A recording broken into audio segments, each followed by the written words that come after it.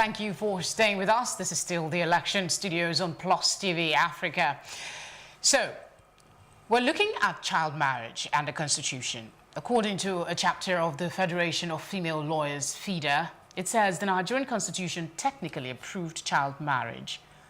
According to the Constitution, in Section 29, subsection 4B of the Constitution of the Federal Republic of Nigeria, child marriage was approved.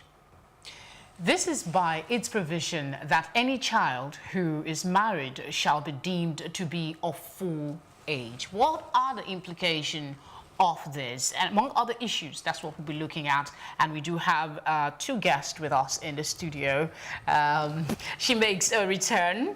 And of course, we have Taiwo still with us talking child marriage. So we have two lawyers right now, Bukola Akinwale and Mr. Taiwo. So it's now a tag team. So let's start with the issue of, I'm going to take you back to what we talked about, religion and tradition playing a role in this issue. Constitutionally, there are loopholes, which we have said in the intro, that somewhat makes the child seem to be an adult because he or she has been given out in marriage. Now, I remember the index for 2018 talking about child marriages in Nigeria. On that list, 10% of the children who are made to marry early are also boys. We failed to talk about that, 10%, but then 90% are the girls.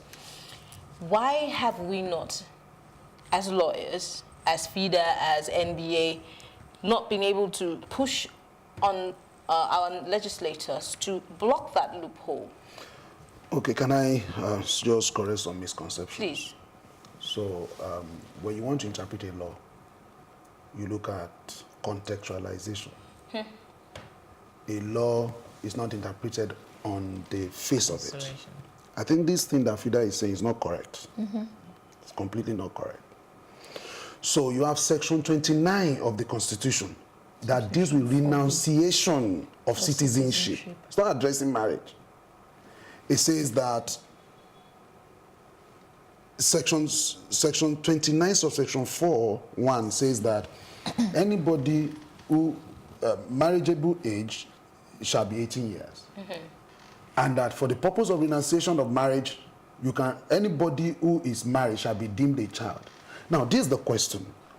If you want to interpret that law, because it's addressing citizenship, number one, it's not addressing renunciation. So if I use the rule in interpretation of law we call mischief rule, the question is, what mischief is the lawmakers trying to kill that they put that provision there? It therefore means that if somebody brings a child from Egypt, from a neighboring country, Somalia, and it marries the child here, it means the child can renounce, and by that marriage, the child is supposed to be a citizen.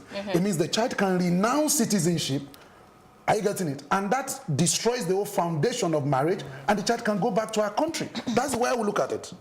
So the foundational thing is this. You see, the Constitution is the ground norm. You know, there was this noise about the Senate made a law that legalized child marriage. It's not so. So you're saying there is no conflict. So what exactly was it? What did the Senate do? This is the issue. Wait, let's get this right. This is the issue. You're saying there is no conflict. I don't think the provision of the Constitution as it is now legalizes child marriage. So let's hear her thoughts, because she seems to be that we somewhat interpreted as them giving a voice to child marriage. Okay, in my view, Section 29 subsection 4, like he said, is talking about citizenship and renunciation of citizenship. Now, Matrimonial Causes Act says that any person who contracts a marriage with a person under the age of 18, the marriage is null and void and of no effect, which means there is no life in that marriage. We can now not bring this constitutional provision to put life in that rule.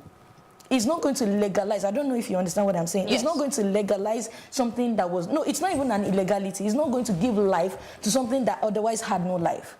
Section 23 says that any person under the age of 18 is...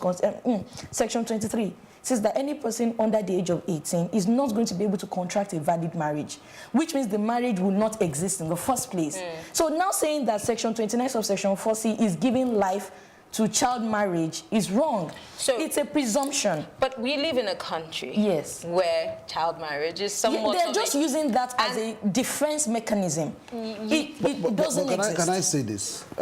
You see, if you don't choose your battle and properly analyze what the issues are, you're going to lose people.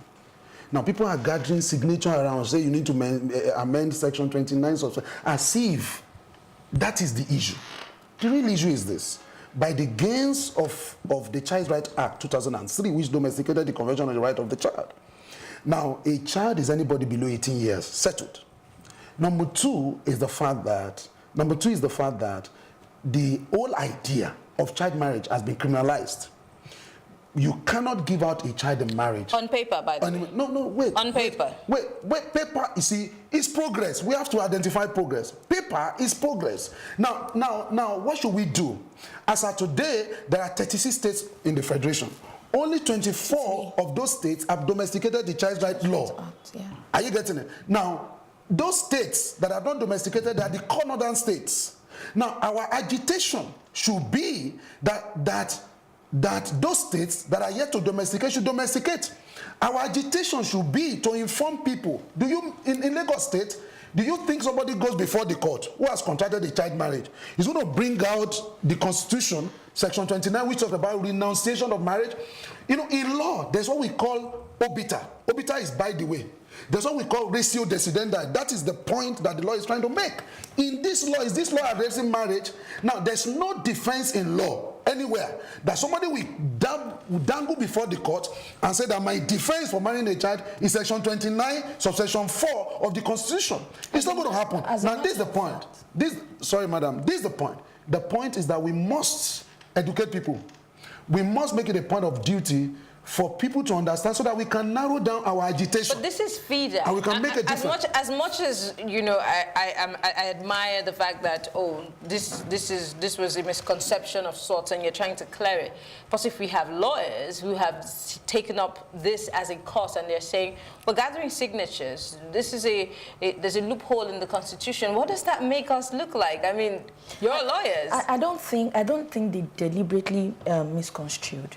They are simply trying to widen it so that they can bring attention to it. Thank you very much. So that people can pay attention to it, because this same rule has been used to sort of defend people who have gone through. You know that case that you were talking about in Anambra, about the girl that was married to a 56-year-old man. She has a child, and they're saying that you shouldn't remove this girl from her marriage because she was married legally, and the Constitution allows her to be married. But you know, thank God for interpretation of the law by the courts, because eventually the girl was removed from the toxic marriage. So this is the point. Did the court now say? I mean, this is the point. You see, I've written, if you go to my blog, this is not a new topic to me. As far back as 2013, I've written series of articles on child marriage. But let me quickly say something. I've advised the United Nations, I consult for UNICEF, and I've advised them. And I've said that this thing you call child marriage in itself is a misconception. This thing you call child marriage, there can't be child marriage. A child cannot marry. We need to change. So if a man rapes a child, you call him a pedophile. If a man puts a child at home and have sexual intercourse with the child consistently, you call it child marriage. It can't be marriage. It's consistent rape. Now, look, a child cannot marry. Simple. Now, this is a fundamental thing, and we need to change the narrative. That process in itself is not a child cannot marry. Number one, for anybody to marry, there's something we call consent. There must be consent. Parties must agree to marry. Number two, you must have capacity. Anybody below 18 cannot marry. Number three, you must consummate a marriage. Which means, how do you consummate marriage? Through sexual intercourse. If a child is below 18, the child does not have capacity. If a child is below 18, the child cannot give consent. If a child is below 18, the child cannot consummate a marriage. So how come you call it marriage? So we need to redefine all of these things. That's fundamental. So you're inferring here that any person who contracts this sort of arrangement should not only be brought to book on the fact that there's an illegality, aside from the issue of rape, this person should be seen as a pedophile as well. It's a pedophilia, it's a rape now. It's rape that you put the child in your house, that people get pregnant through rape now. There are women who are being raped and they get pregnant. So that a child is now pregnant. How does that become a child in marriage. It's not marriage. It is consistent rape of the child. And please note, an adult does not have sexual intercourse with a child because a child does not have capacity to give consent. If you achieve penetration at a day before the child's birthday, at 11:59, that's when you achieve penetration. It's still rape. It's still child sexual molestation. So is this issue getting adequate attention? Because the passion with which you're talking now is sort of, getting me all spelled up. Is it getting the required attention today? We're going to general election. We're talking about who is going to be the next president of this country. And in these states that we mentioned that haven't domesticated the Child Right Act, there's still going to be elections there where governors will come in. So is it getting... And members of the National Assembly, by the way, legislators also. Yeah, exactly. This issue is not getting as much as attention as the whole issue between Atiku and Buhari is getting. And that is the reason why so many of these things are being pushed under the carpet.